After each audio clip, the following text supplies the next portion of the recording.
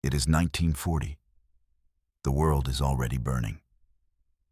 But across the Atlantic, the flame has not yet touched American soil. Not the way it touches Warsaw. Not the way it devours Rotterdam. Not the way it circles the skies over London, where children sleep in underground tunnels and dream of bombs. In Berlin, the future is marching, in lockstep. Boots on cobblestones, steel on steel, order built from fear and engineered to last 1,000 years. Or so they believed. Behind the doors of oak-paneled meeting rooms, officers of the Reich laugh. Not just at France, she has already fallen. Not just at Britain, she is still holding, but barely. No, tonight, the laughter is reserved for a country they call soft. Slow, silly, unfit for the brutality of war. America, they say, the corners of their mouths curled in disdain. They are still making refrigerators. The words echo across the polished floors of the OKW war rooms and echo further still through the pages of German propaganda. Posters depict doughy American workers slouched beside machines, caricatures of laborers with jazz records tucked under their arms, sandwich wrappers in their pockets, and Hollywood stars dancing behind their eyelids. They say America doesn't know how to build war, that her factories run on unions and strikes and laziness, that her women care more for makeup than metal, that her men wear overalls but have no discipline, no heritage, no iron blood like the Volk. The irony is not lost on history. Because while German engineers chase perfection, building tanks with tolerances so fine a single gear delay could stop a division, American engineers are still trying to figure out if war will even be necessary. We see it in Detroit. A conveyor belt that once hummed with the rhythm of Model Ts now sits silent under a layer of dust. Factory hands grow calloused building luxury, not lethality. Radios, not rifles. Automobiles, not artillery. Workers punch in on time, but the sense of urgency is absent. After all, the war is somewhere else. Cut to Krupp Steelworks in Essen. Men in gray uniforms with blackened goggles pour molten metal into tank molds with mechanical precision. German factories are a choreography of order. Every piece polished. Every worker drilled like a soldier. Perfection is the creed. Efficiency is the weapon. And in the shadows of these cathedrals of war, the officers take their cigars in hand and murmur, "The Americans will drown in their own mistakes." They point to the statistics. Germany had rearmed since 1935. By 1940, she fields the most advanced tanks in the world. Panzer IIIs and Ives, fast and deadly. Her planes, the Messerschmitt Bf 109 and the Stuka dive bomber, already command fear in the skies.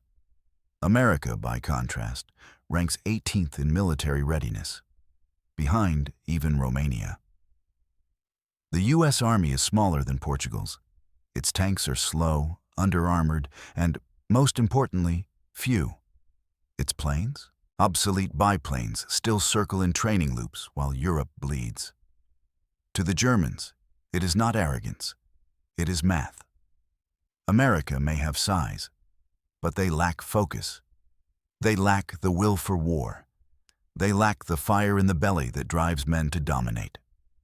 German officers speak of blitzkrieg with the confidence of gods. A new kind of war, fast, merciless, mechanical. They believe it will end nations in weeks, not years. Precision is the cornerstone. A single synchronized movement across air, armor, and infantry. There is no place for chaos. And what is America, if not chaos? Unionized labor, capitalist competition, an army of racial divisions, immigrant tensions, class conflicts. Too many generals, too many politicians, too many opinions. They do not understand, and would not understand. The chaos, under pressure, is not always weakness. Sometimes it becomes speed. Sometimes it becomes scale. But in 1940, that truth is still buried beneath complacency. American newspapers run editorials about staying out of Europe's madness. Congress debates neutrality acts and arms embargoes. The average citizen is more worried about baseball scores than blitzkrieg. And so the German laughter grows louder. They toast to Ford and Chevrolet, foolish companies still making cars while Europe burns. They mock Roosevelt's calls for arsenals of democracy as political theater. They pass around intelligence reports highlighting strikes at American shipyards and shortages of steel. But beneath the mockery, a seed of fear is planted. A few officers, quiet ones, begin to wonder, what happens when that giant finally turns? What happens if America does wake up? It would take something unspeakable to wake her. Something that would leave 2,403 Americans dead. Something that would stain the waters of Pearl Harbor with oil and blood. But for now, the storm hasn't broken. And in Berlin, they still believe they have time. In rooms lined with maps and glowing with ambition, they plan for a world without rivals. They believe they are building a Reich that will last forever. They believe war is won by precision, by discipline, by control. They have no idea what it means to fight a nation that builds by the millions and breaks every rule to do it. They have no idea what's coming. Not yet. But they will. And when they do, they won't be laughing anymore. December 1941. America wakes up in smoke. The headlines bleed the same 4 words across every coast. Pearl Harbor attacked. In an instant, the illusion of distance shatters. The ocean is no longer a wall. It is a corridor for death. Within days, President Roosevelt's calm but thunderous voice declares war, and a quiet panic sweeps through the factories, the farmlands, and the hearts of families who know what war means, or think they do. Men line up at recruitment offices, sleeves rolled, hearts pounding. 16 million will soon answer the call, leaving behind empty chairs at kitchen tables and silent machines on the assembly line. The draft does not just strip the nation of its soldiers, it strips it of its workforce. For every man who ships out, a tool is left hanging, a lathe goes cold, a rivet gun falls quiet. And then, almost imperceptibly, the sound returns. But it isn't the sound of men. It's higher, lighter, unpracticed, but steady. The clatter of courage learning how to work. In 1942, something extraordinary begins. Across small towns and big cities alike, women step forward. Teachers put down chalk, secretaries leave their desks, farm wives trade aprons for coveralls. They walk into places they've never been welcome before. Machine shops, foundries, shipyards, and steel plants. And in doing so, they step into history. The first time a woman walks into the Willow Run bomber plant in Ypsilanti, Michigan, the foreman doesn't know what to do. He stares at her, small hands, soft face, eyes that should be reading bedtime stories, not blueprints. But she doesn't flinch. She walks up to the table, ties back her hair, and asks, "Where do I start?" She is every woman, and she will build the war that saves the world. Cameras catch glimpses of them, hair wrapped in bandanas, lips painted red, sleeves rolled to the elbows. Rosie the Riveter becomes the face of the new America. The strength behind the smile, the steel behind the song. But the truth beneath the propaganda posters is quieter and harder. Many of them were terrified. They walked into deafening workshops where the machines were larger than houses, where sparks flew like angry fireflies, where one mistake could cost a hand. They faced skepticism, mockery, even hostility. Some foremen called them girls and sent them home at the first mistake. But the women kept returning, again and again, until even the skeptics had to admit the truth. They could build. By the spring of 1943, There are over 2 million women working in defense industries. At the Douglas Aircraft Plant in Santa Monica, they assemble bombers nose to tail, wings stretching into infinity. In Pittsburgh, women in heavy gloves feed molten steel into the belly of the furnaces. In Baltimore, women weld the hulls of Liberty ships under the glare of floodlights. In Chicago, they machine shell casings and bullet tips by the million.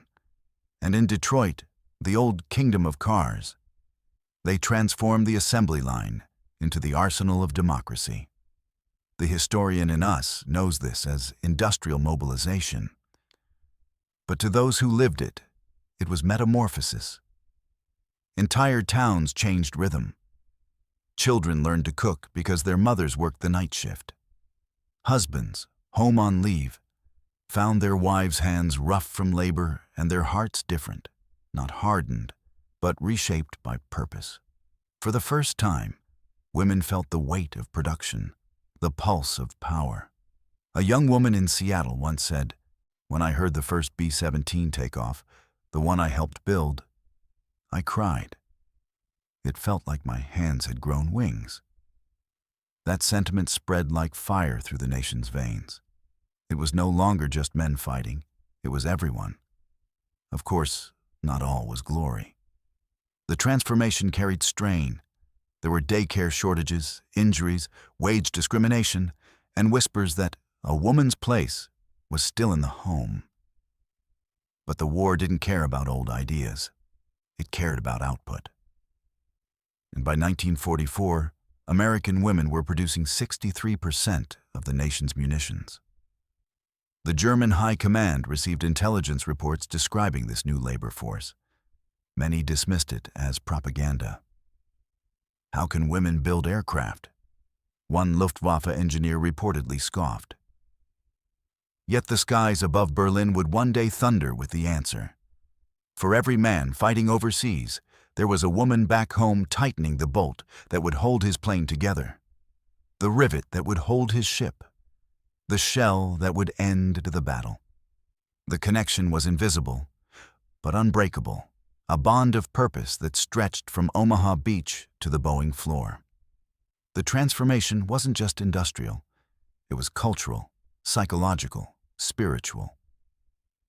Because this wasn't mere substitution of hands, it was a reinvention of identity. The American psyche shifted from isolation to unity, from domesticity to defiance. The same nation that once mocked women's work now depended on it. Newspapers stopped printing recipes and started printing schematics. "Keep your nails short," one manual advised. "They might catch in the machinery." And in those words, you can hear the evolution of a civilization under pressure. By 1944, posters showed strong-jawed women staring back at the viewer, sleeves rolled, slogan blazing, "We can do it." The phrase wasn't just motivation, it was revelation. They already were. From the docks of San Francisco to the refineries of Texas, from the wheat fields of Kansas to the shipyards of Maine, a new kind of patriotism was being forged, not on the battlefield, but on the factory floor. It was measured not in medals, but in calluses, not in victories, but in endurance. And though many of these women would be told, when the war ended, to return home, to surrender their wrenches and step back into the quiet, the world could never unsee what they had done.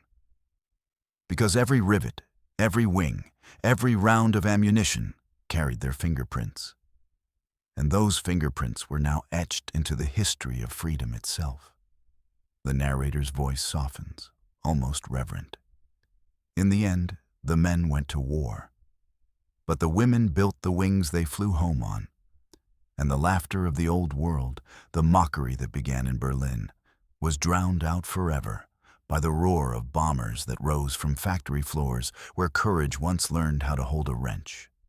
The war is now in full roar. It's 1943, and somewhere over the skies of Europe, a German officer stares into the clouded distance and hears a sound he cannot ignore.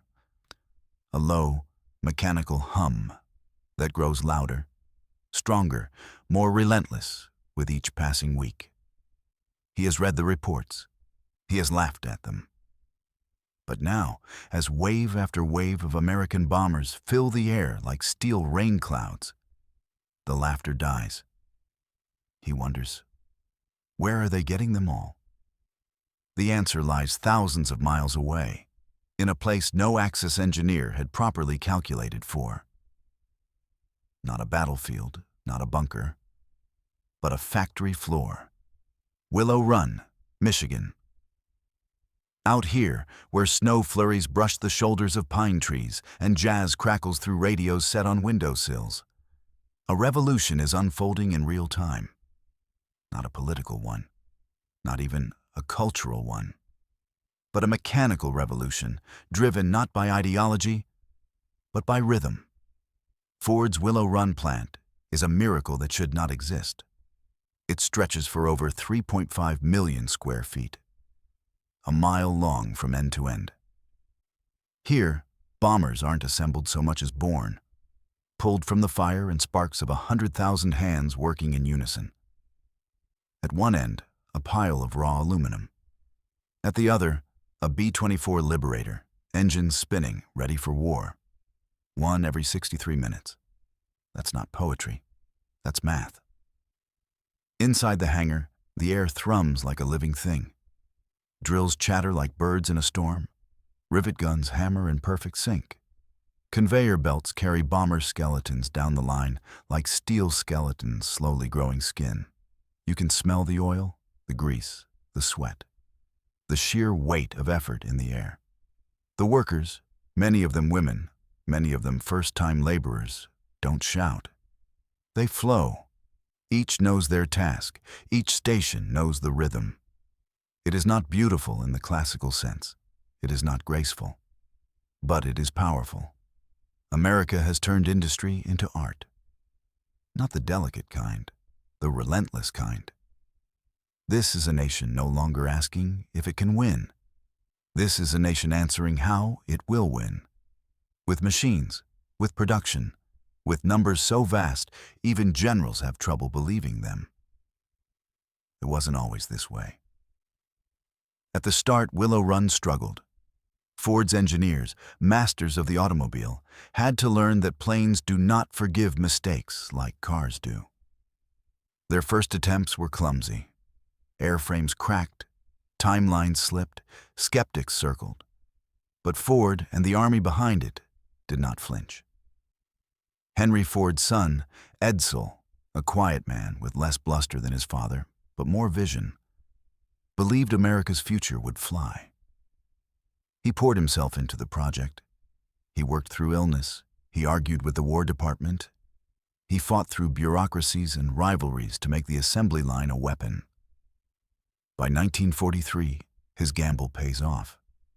The Liberator becomes the second most produced bomber in the war. Over 18,000 will be built, many of them from this very plant. And the Germans notice. Intelligence reports filter into the Luftwaffe's high command, and what they contain is, frankly, unbelievable. Untrained women, the reports say.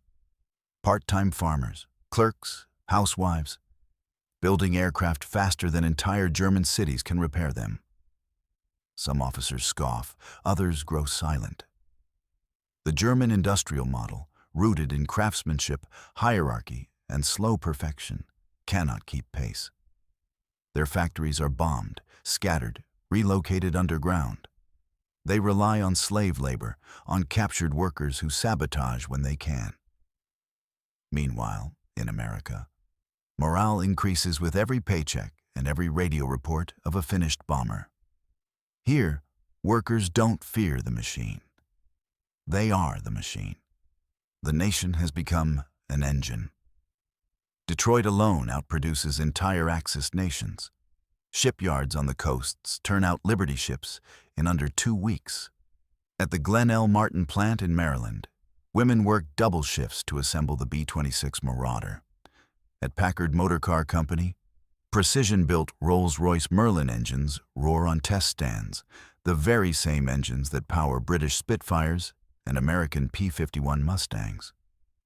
And it's not just quantity, it's tempo. The staggering, impossible rhythm of war production that feels more like jazz than war. Improvised, yes, but no less effective. Engineers call it modular efficiency. Historians will one day call it the arsenal of democracy. But in 1943, it feels like something even bigger. At one point, German officers begin asking the question aloud: how is it possible? How does a nation of consumerism, of comfort and freedom and contradiction, a nation without a single bomb dropped on its soil, produce such thunder? The answer lies not just in machines, but in the hands that guide them. An 18-year-old from Iowa, who never saw the inside of a college, now assembles fuel lines that will power a transatlantic mission. A mother of 3 in Kansas City now operates a turret riveting system like she's been doing it for years.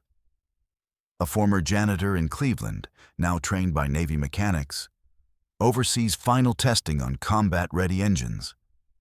This is not perfection. It is adaptation, speed, unity. No one could have predicted that the greatest weapon of World War II wouldn't be a tank or a bomb or even a general, but an assembly line. A mile-long assembly line that beat like a heart, hour after hour, day after day. Turning aluminum and sweat into air power, turning doubt into dominance. In every bomber that leaves the line, there is something invisible baked into the rivets. A kind of faith that the impossible is only a matter of coordination. That ordinary people, when given a purpose and a path, can move mountains. 1 every 63 minutes. That is the number. But the meaning is greater. Because somewhere in the sky over Italy, a B-24 groans as it banks hard left, engines screaming, gunner calling out targets. The pilot has no idea who riveted his wings. But he knows they held. That's all that matters. By the summer of 1943, the sky over Europe no longer belonged to the Reich. It belonged to the flood. The turning point did not arrive as a thunderclap or a single decisive moment. It came slowly, rhythmically, in the metallic pulse of thousands of engines, in the wingspan of bombers that blackened the morning sun, in the cold calculation of logistics that could not be outrun by pride. For the Germans, the doctrine had always been clear: craftsmanship, war as a work of engineering. The panzer divisions were not just tanks. They were statements of superiority, every gear milled to perfection, every weld exacting. The Messerschmitt 262, the world's first jet fighter, was a marvel of aerodynamic genius. Their submarines prowled the Atlantic like silent wolves, meticulously constructed in naval yards with generational precision. But what the Reich could not predict, what they could not believe, was that the war would not be won by beauty or precision. It would be won by pressure, by mass, by the flood. In America, the flood had a heartbeat. It thumped through the forges of Pittsburgh, the shipyards of Oakland, the bomber plants of Seattle and San Diego. It moved under floodlights, always on, always awake. It wore oil-stained bandanas and broken-in boots. It spoke 100 languages: English, Polish, Yiddish, Italian, but shared one rhythm. Women who had never seen a propeller now worked by the hundreds aligning them. Black workers who had been barred from the front lines were now welding the ribs of destroyers. Teenagers who had lied about their age poured rivets through steel, determined to earn their place in the war effort. And the machines did not stop. Not for birthdays, not for Sundays, not for grief. The American war engine became a living organism, sprawling, breathing, hungering for materials and turning them into power. By July 1943, that power descended on Hamburg, Operation Gomorrah. It began as an air raid. It ended as an apocalypse. For 8 days and 7 nights, British and American bombers unleashed over 9,000 tons of explosives on the city once called the Venice of the North. The heat was so intense, asphalt boiled. Entire neighborhoods ignited into firestorms. Self-sustaining vortexes of flame and wind that consumed anything in their path. Over 37,000 civilians were killed. The Germans, once so certain of their defensive designs, were paralyzed. Not just by the devastation, but by the volume. There were simply too many planes, too many bombs, too many targets hit simultaneously.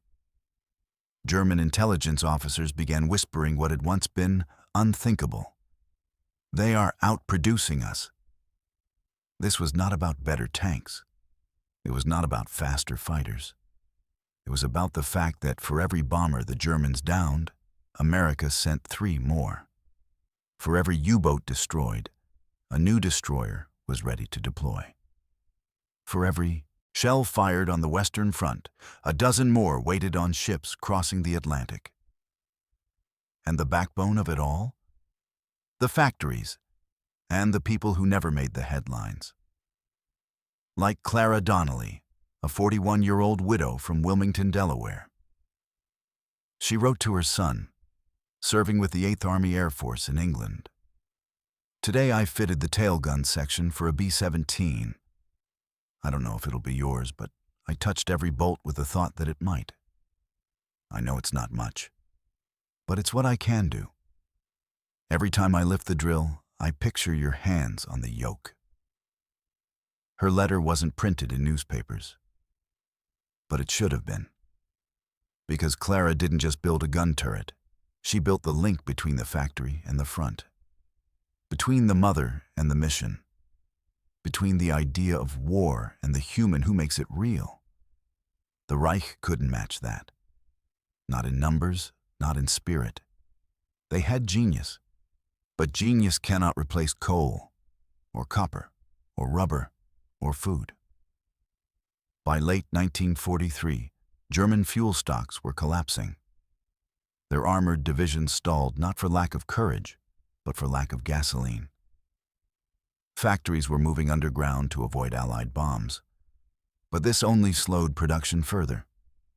And the Luftwaffe, once the terror of the skies, now struggled to replace losses. Every Bf-109 shot down over Sicily took weeks to replace. American P-51s arrived daily by cargo ship. The philosophical divide was now laid bare. For years, German officers sneered at the American approach. Quantity over quality, they'd say with contempt. But by now, the battlefield had become a balance sheet, and America had gone all in. A Panzer tank may have been more precise than a Sherman. But 5 Shermans would arrive for every one that fell. A Messerschmitt might outfly a P-47 in a dive, but it would run out of fuel before it ran out of enemies. The German U-boats may have been masters of stealth, but by 1943, Allied sonar, depth charges, and aerial patrols were sinking them faster than they could be built.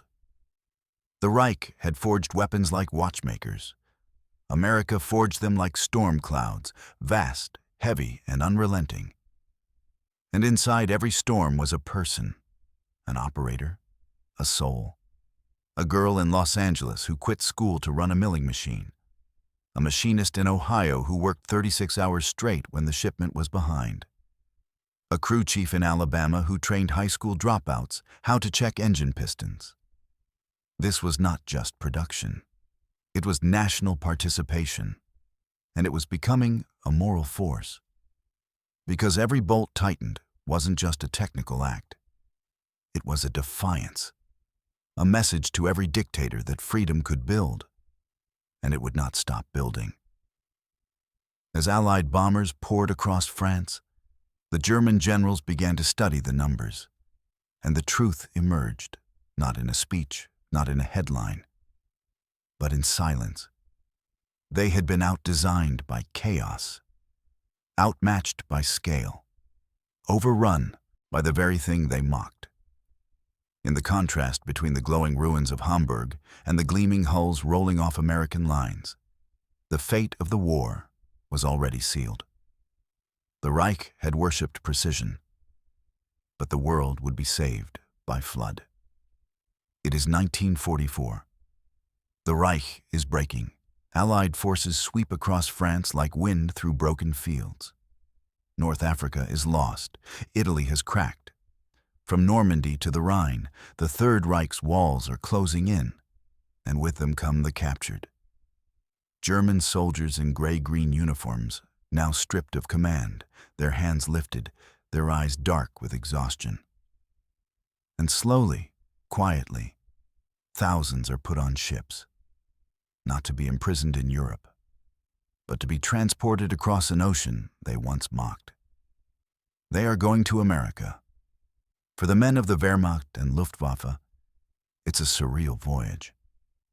They had grown up on Nazi propaganda, images of America as bloated, lazy, indulgent, a land of jazz, chewing gum, and moral decay, a nation of half-breeds and weak wills, a place that could never wage real war, much less win one.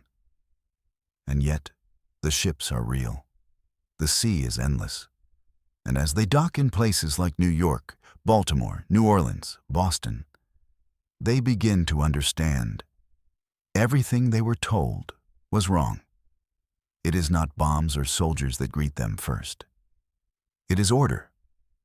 Rail cars that stretch farther than they can count. Warehouses that run mile after mile. Uniformed workers, efficient, calm, dispassionate. Not warriors, but engineers of a world in motion. Some POWs are sent to Texas, others to Iowa, others to the lush fields of Georgia or the snowy plains of Minnesota. They work, they dig, they harvest. But what shatters them is not their labor. It is what they see. One former officer, captured in Tunisia and sent to Illinois, later wrote in his diary, "We thought we had seen America from across the Atlantic. We had not. We had seen a cartoon drawn by tyrants. The truth is worse because it is better." He speaks of the trains. He speaks of the women operating lathes the size of tanks. He speaks of children laughing in cities untouched by war, clean, alive, unscarred. He writes of a factory that launches Liberty ships not in years, but in days. At the Kaiser shipyards in Richmond, California, the POWs are told that ships are leaving port every 72 hours. They scoff until they are brought to the harbor. And watch it happen. Right in front of them, one ship leaves, another takes its place. Crews move like clockwork. No celebration, no shouting, just the rhythm of victory. The officer returns to his bunk and writes one line. "We never had a chance." Because now they understand. The Reich built machines like temples, one at a time, ornate, perfect, slow. But America built them like waves, one after another, until the storm itself became unstoppable. What breaks them most is that it was done without hate, without the cruelty they expected. There are no whips, no barked orders, no Gestapo shadows. There is only the noise of productivity and the silence of something they had long forgotten, freedom. In Alabama, they see black workers walking home in groups, tired but proud. In Kansas, they see women drive trucks bigger than any they knew in Europe. In Chicago, they are housed near steel mills that spit fire through the night, not for destruction, but for power. And perhaps, most jarring of all, the Americans do not boast. They do not point to their cities or ships and demand praise. They simply build and feed and move on. It was not just war they were fighting. It was a philosophy. The German war machine had been built on control, on purity, dominance, and fear. The American war engine had been built on contradiction, on diversity, disarray, democracy. And yet the contradiction won. Because when it came time to turn that chaos into action, America delivered, not just in quantity, but in spirit. POWs write home to families who do not believe them. They say the factories never sleep. They say the skies never empty. They say that every train whistle is a death knell for the Reich. They watch from barbed wire fences as the arsenal of democracy rolls on, untouched, unwavering. Some of them cry, not for their homeland, but for the moment they realize they were fighting the wrong kind of strength all along. America never had to match the Reich in brutality. It only had to outlast it. And in the end it did. Not because it was perfect, not because it was pure, but because it chose freedom and taught its machines to obey the will of free people. When the final surrender came in 1945, many of those POWs were still in America, and some of them asked to stay, because what they saw from behind the wire wasn't just industrial might. It was proof that freedom, messy, chaotic, democratic freedom, could build, could endure, could win. The war is over. And for the first time in years, the world exhales. It's May 1945. The guns fall silent. The sky's clear. The Reich has fallen. Berlin lies in ruins, the eagle stripped of its wings. The laughter, that confident, cruel laughter of German officers who once mocked American weakness, has gone quiet. What remains is the echo of their disbelief, carried by newsreels that now play across the globe. On one side of the screen, the rubble of Europe, smoke rising from cities that once promised eternity. On the other, the calm hum of American streets, untouched by war. And there, across those peaceful boulevards, march the workers who built victory without ever leaving home. They walk out of their factories not as they entered them. 2 years earlier, they were daughters, wives, mothers, dismissed, underestimated, told their hands were too delicate for steel. Now they step into daylight with those same hands calloused and stained with oil. And pride. Their overalls are smudged, their hair tied back, their hearts heavy but unbroken. News cameras follow them as they leave the assembly lines. Women at Willow Run, at Douglas Aircraft, at Kaiser shipyards, turning in their tools, wiping their palms on their coveralls one last time. Some smile, some don't, because they know what they've built will fly longer than they will. One worker, interviewed by a reporter outside the Ford plant, said quietly, "I made wings. For boys I'll never meet." It's not said with sadness, but with reverence, because every wing, every rivet, every shell, every engine was part of something larger than them. A machine made not of metal, but of belief. In 1940, German propaganda called American workers lazy. In 1945, those same workers had outbuilt an empire. Factories that once made cars and refrigerators had churned out tanks and bombers by the tens of thousands. Shipyards that had never seen war became the arteries of a global supply line. And the women who once watched from the sidelines had stepped forward, uninvited, untrained, and unstoppable. Now, as peace settles like dust over the world, they're told to go home, to give the jobs back, to return to normal. But normal has changed, and so have they. Many do return to kitchens, to classrooms, to families who barely recognize the steel in their eyes. But others refuse. They stay in the workforce, in unions, in politics. They carry the sound of the factory floor with them, that rhythm of collaboration, that feeling of necessity, that proof that they were never unfit for war, nor for anything else. The war may have ended, but the awakening had just begun. You can hear it in their voices, see it in their letters. Women who once questioned their worth now know the weight of their own labor. Women who once asked permission now hold proof that they don't need it. The historian's voice breaks the silence. The arsenal of democracy did more than arm the Allies. It armed the future. Because what began as a national emergency became a social revolution. The Rosie who riveted wings became the mother of the woman who would one day demand equal pay, equal rights, equal recognition. The idea that women could lift the weight of war laid the foundation for a century that would lift the weight of inequality. For every bomber that flew, there was a lesson embedded in its fuselage. That the power of a nation doesn't lie in its machines, but in the people who dare to make them.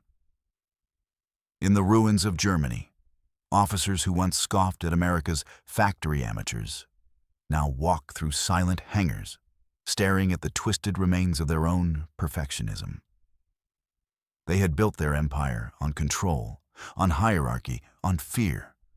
America built its victory on faith, on chaos, on freedom. That difference, subtle at first, invisible even, became the fault line that split history in two. The Allies didn't win because they were flawless. They won because they believed that imperfection, multiplied by millions, was stronger than perfection bound by pride. And in the heartbeat of that belief was a woman with a rivet gun, a man at a lathe, a foreman with a stopwatch, a nation that refused to stop trying. When the men came home, they found their country transformed. The skyline had changed, factories bigger, cities richer. But so had the soul of America. It wasn't just that the war was won. It was how it was won. Not by one hero, but by millions. Not by brute strength, but by endurance. Not by machines alone, but by the hands, especially women's hands, that gave those machines life. In the post-war years, America entered an age of abundance. Cars rolled off assembly lines again. New suburbs spread. Children played in yards lined with victory gardens gone to seed. Yet beneath the prosperity was memory. The memory of what unity under pressure could achieve. Those who had worked night shifts under floodlights never forgot the feeling. The smell of oil and metal, the thunder of engines in test bays, the sight of a bomber taking flight and knowing, I helped make that. It became part of the nation's identity. The quiet pride of ordinary people who had done the extraordinary. And across the ocean, in the shattered remains of a Reich once obsessed with perfection, an unspoken lesson lingered. The engineers of Germany believed machines could win a war. America proved it was people who did. People who worked. People who believed. People who never stopped, even when the world was on fire. The laughter that once mocked them has long since died. But the sound that replaced it, the hum of freedom, the clatter of progress, the heartbeat of millions, still echoes. You can hear it in every factory that stands today. You can see it in every woman who knows her worth. You can feel it in the quiet reverence of a generation that remembers what it cost to build victory, one rivet at a time. And as the film fades to black, the narrator's voice carries one final truth. Machines may shape a war, but people, especially the ones who were never meant to fight it, shape the world that follows.